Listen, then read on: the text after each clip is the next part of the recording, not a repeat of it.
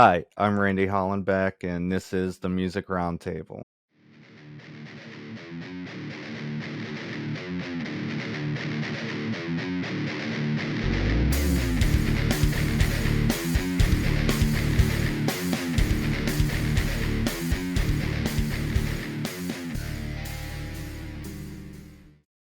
Today on the show, we have Dan from alternative rock band Falling Through April.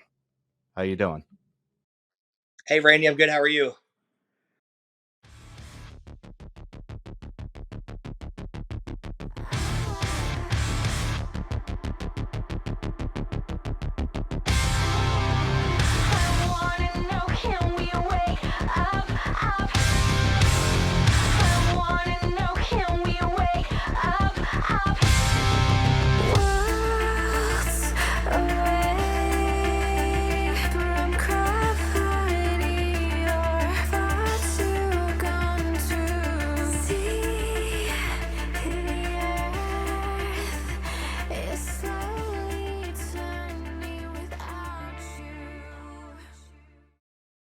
I wanted to start up by digging into some of your history. How did you get into music? What age did you start playing your instrument? Oh man, I knew I wanted to be a musician when I was like 6 years old. So, from a very young age, I was introduced to music. My family is musical. I've got music history. My grandfather was a musician. Actually, on both sides, I had a classical composer on my mom's side, and my grandfather was in like a mariachi band in South America. So, I've always been around music my whole life. And what age did you start playing your instrument? Well, I asked my parents every year. I was like, "Oh, I want to play drums. I want to play drums." And we grew up in a townhouse, so they were like, "Yeah, no drums here." So I finally got a guitar at the age of 13. Can you name some of your musical influences? I have a pretty diverse background, but my biggest ones I remember being in the kitchen with my brother and listening to like Metallica. He'd have that blasting on the radio, and I was like, "Man, this is so cool the way they can make the guitar sound." So they're probably one of my biggest influences as far as actually wanting to play guitar goes. Can you tell me how the band formed? Yeah, so the band has gone through a couple of lineup changes. For a long time, it was the original lineup, but it actually started with the two, I guess, original members were Dave, our old bass player, and Corey, our original singer. They were in another band together, and their band was. It's actually how the band name came about as well. We always get asked about that. Why Falling Through April? So Dave and Corey were both born in the month of April, so they were both Aries, and the band happened to be falling apart, the previous band, around the time of their birthdays, so they were kind of trying to do a play on words. And so it was okay, the band's falling apart, we got the month of April, so it was like, you know what, let's go with Falling Through April. So that was back in 2011. And then after Dave and Corey started the band, they brought on our original drummer Taylor Foster, and then Jim Ciani, who is still my other guitar player, and then myself. Him and I joined about a month apart from each other, and yeah, we were the same lineup. Corey was with us for about a year and a half, I think, and then we had another male vocalist named Matt for 3 years, I think, and then we brought Michaela on. She's been with us since I think 2017, 2016 or 2017, she joined. And then Jerome replaced Taylor shortly after that. And then Dave left the band right, honestly, like a week before the COVID lockdowns. We had a sold out hometown show in Charlotte. It was 800 people. And he's like, I want to go out on a high note. I want to go out with a big bang. And he's like, it's time for me to retire. So, we're still amicable, still friends, but we decided to push forward as just a four piece at that point, and here we are. Now, you had male vocalists in the past. What made you choose to go female this time? Yeah, so I'd always wanted a female vocalist. When I first started playing music, it was something I was always interested in before it was like, more common to do. Um, I grew up, again, diverse musical background, but my dad and my mom introduced me to like Heart, and so Pat Benatar and Joan Jett. So like I was familiar with these like really strong rock vocals, and so I always wanted to have a female vocalist. Um, and the opportunity, it kind of presented itself. We were in between vocalists. Matt was such a good singer and such a good performer. It was big shoes to fill, and so we didn't want to settle for just anyone. We wanted to make sure it was someone that was of equal or better quality. And the talent pool out there. I mean, there's a lot of talented singers, but we just weren't really finding that right niche with another male vocalist. And our producer at the time, John King, out of Nashville, he's like, have you guys ever thought about moving forward and working with a female vocalist? And so, I was always open to the idea, and we talked about it as a band, and we're like, you know what, like, if we can't find the right male vocalist, let's switch it up completely and see what happens with a female vocalist. And so Michaela, she sent in a self-recorded, like a YouTube style video of her playing acoustic, and we all just kind of fell in love with her voice, and we're like, man, like that's the one. What city is your band based out of? Now we're based out of Charlotte. Charlotte was home for us for a long time, and only just recently, Jim and I actually relocated to Tampa back at the beginning of this past summer. So still new for us, but Charlotte is very much still home. We were there for a very long time, so that'll always have a special place. But the band is slowly migrating down to Florida. Michaela wants to move to St. Petersburg, and Jerome actually lived in Tampa for a while, so who knows? We keep trying to work on him and see if we can convince him to come down here too. I wanted to talk about a couple of your songs. Poison, it came out October 1st, 2021. And this song has like an R&B pop feel to it. And you have Big Greg sing on it. Did you have him in mind when you were making that song to have him play on that? Yeah, so Poison was such a cool experience. Very different from anything we've ever done.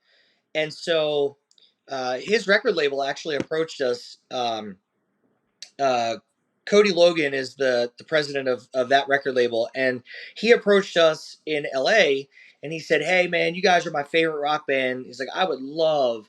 I think you guys would be perfect to do like collab with one of my artists." And so we had talked about it for years, and COVID happened, so we were all kind of like locked down. We couldn't really do anything. We had finally said, "Yeah, let's get into the studio. Let's see what happens." And then COVID hit. So interestingly enough, when we finally were able to get that synchronized, we went into the studio without anything. We had no ideas, no guitar riffs, no music, no nothing. We were like, let's get into the studio and let's see what can actually happen when we get together. We want this to be a true like collaboration, not like we wrote this and we want you to sing this part or vice versa. So we got in the studio. The whole song was written, recorded, like done in less than 24 hours. We were in the studio. We spent about, I think, 11 hours in the studio, and we just sat down and we're like, all right, well, let's see what happens. And, uh, you know, Jim actually happened to be playing just like a random, just little like guitar progression. And the producer, Kyle, who we work with now, he was like, oh, he's like, kind of like that. We might be able to, to work with that. And we started adding like beats to it. We just started kind of like playing around with things. And I wrote the chorus, and it came together. Michaela and Big Greg, I mean, blown away by how quick they came up with lyrical content. It was so natural. And Big Greg was like, it's so funny, man. He was in there. He's like, all right. He's like, well, I put something down. I hope you guys like it. And Kyle was like, yeah, man. He's like, go get in the booth. Like, let's see what you got. And he just steps in there, and it was like he was so like kind of quiet at first, and then he just hops in there right away. One take, and he did the whole thing. And I'm like, dude, that was so sick. It's awesome. Yeah, he's great. He's so awesome to work with. Yeah. I saw you in the club, looking for some love, turning bottles up. Yeah. But that ain't how it worked though. But I can tell it hurt though. Now I'ma take control and take it to the flow. I'm feeling kinda bold, yeah. And I ain't giving up though. And we ain't getting up though. Sipping it, keeping it cool like nothing matters. I go when the morning comes, dreams are shattered. Walls down, I'm found singing at the bottom of a bottle like nothing matters. Enjoy my poison when you go down smooth. I love the feeling of someone new. Nothing's lost, life's a light. Take a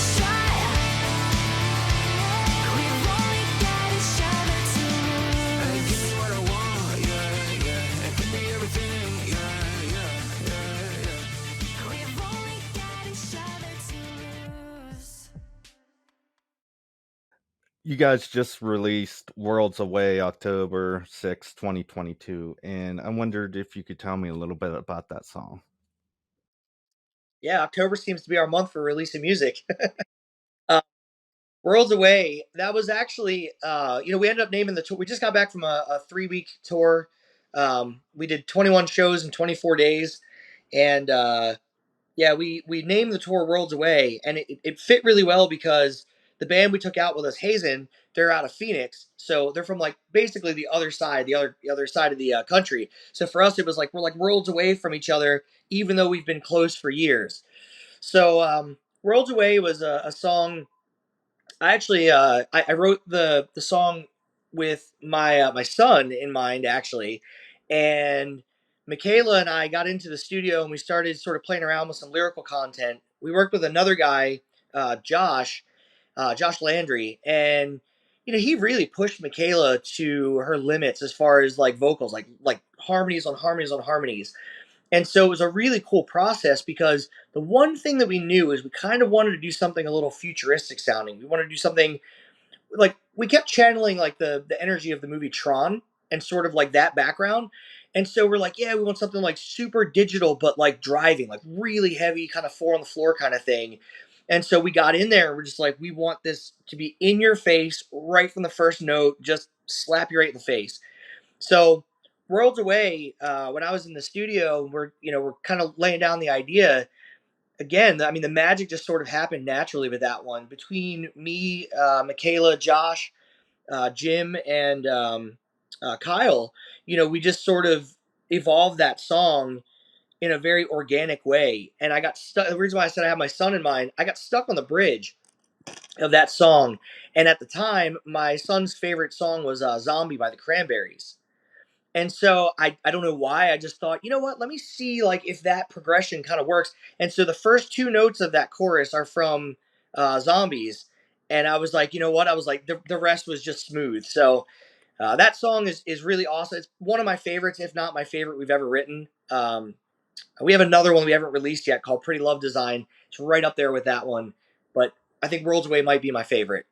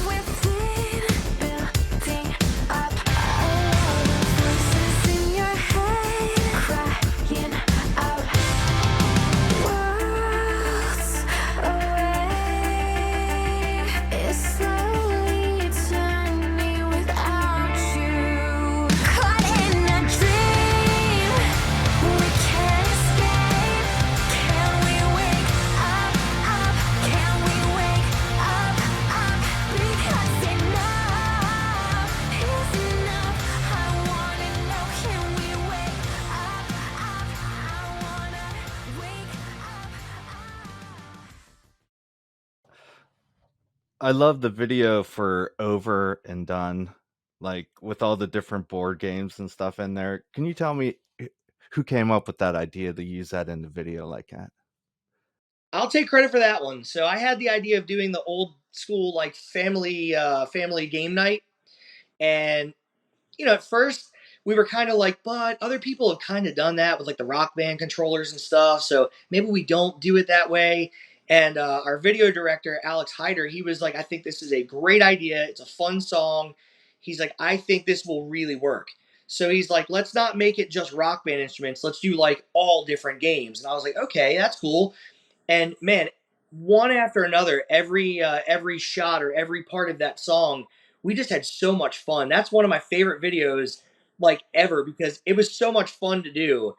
And I mean, you would never get like where we um it was in someone's like living room, like a friend of ours, and they were like, yeah, you can use my house because again we were on COVID lockdown, so we were trying to be productive without being like everything was shut down. So we're like, let's just do something fun.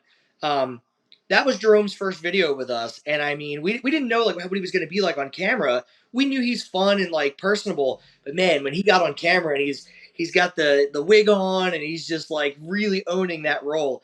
We had so much fun doing that. And it goes along with the lyrics, "Quit playing games with me." Yeah.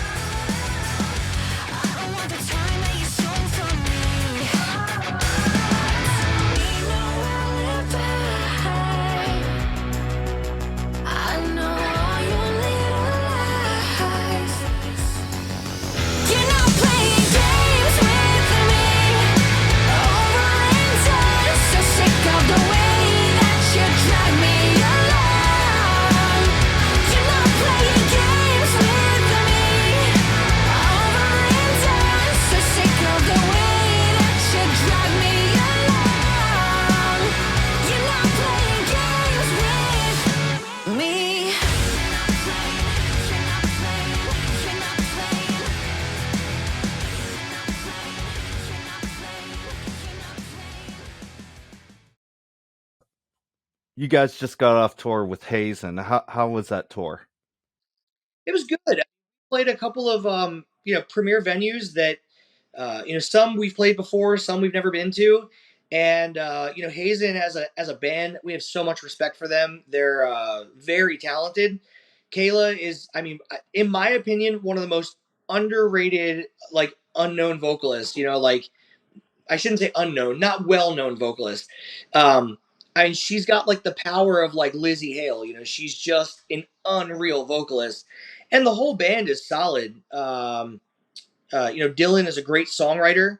Robbie is full of personality, great bass player. Caden's full of energy. I mean, they're great. There's nothing but good things to say about them.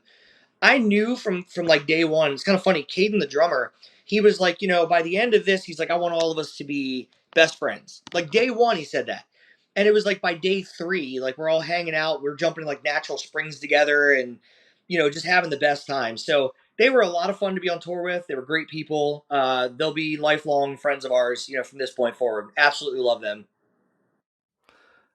What do you guys got planned for the rest of the year? So the rest of the year, we're back to writing. Actually, we want to release more music, more songs.